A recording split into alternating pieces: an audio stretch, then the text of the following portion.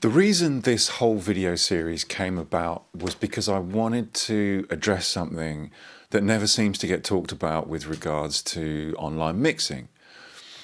If you look around all the different mixing websites, you'll see send us your tracks and we'll send you back a fantastic, banging, slamming, punchy, in-your-face mix.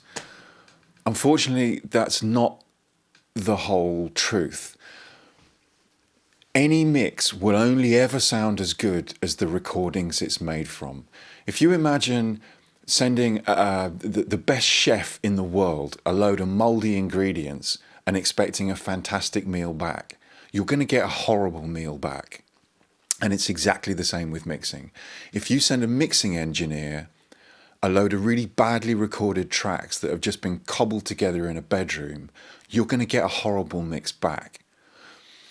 The main problems that people have with recording at home is they don't have the technical skills in terms of recording techniques and using computers. They're often recording in a space that just isn't suitable, so the room just doesn't sound good. And they're more often than not using tools in the wrong way. So I've put together this whole series to address all of that. Yes, I know there's a ton of stuff out there on the internet already that addresses this, but for my money, most video tutorials are really badly explained.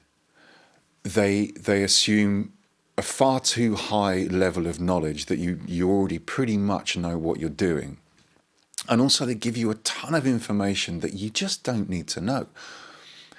So what you need as musicians is just enough information to be able to record yourself well and then send off that best possible material to a mixing engineer and let the mixing engineer worry about the mixing.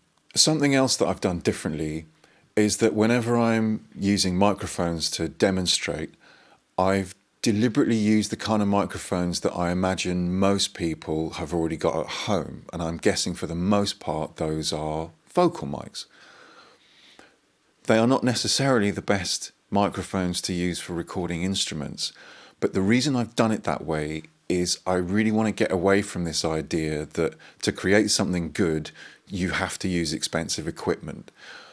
So all the videos focus on how to use the equipment you've already got properly to get the best out of it. If it was as simple as throwing up a microphone in front of a guitar amp, there'd be no recording studios, we wouldn't need sound engineers, and there'd be no bad sounding records.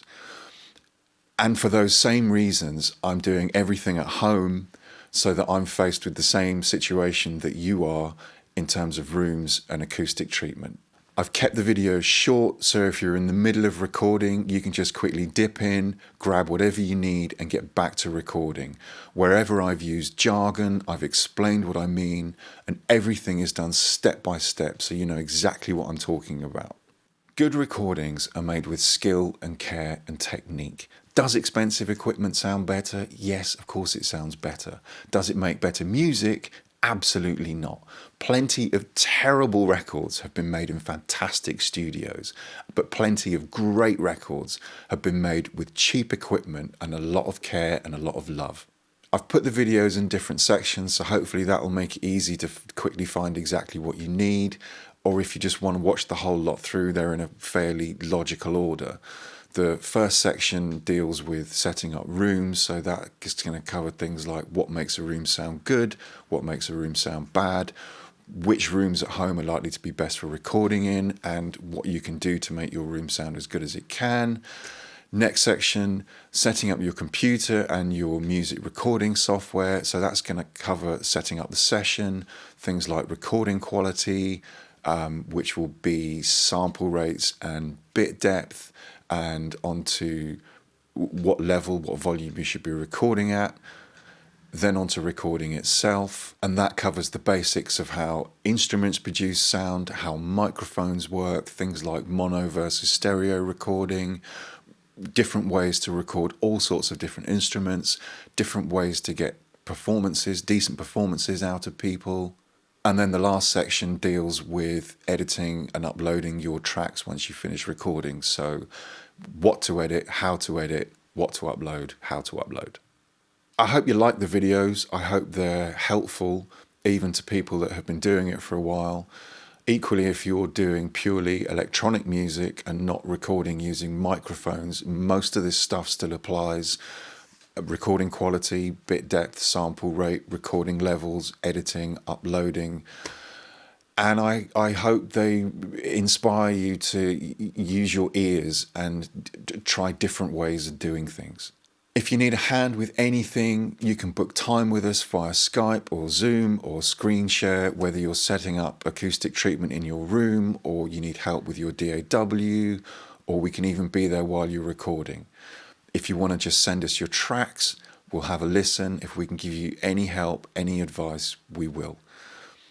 Any questions, anything that's not completely clear, email us at this address or get us through the website. And good luck with everything.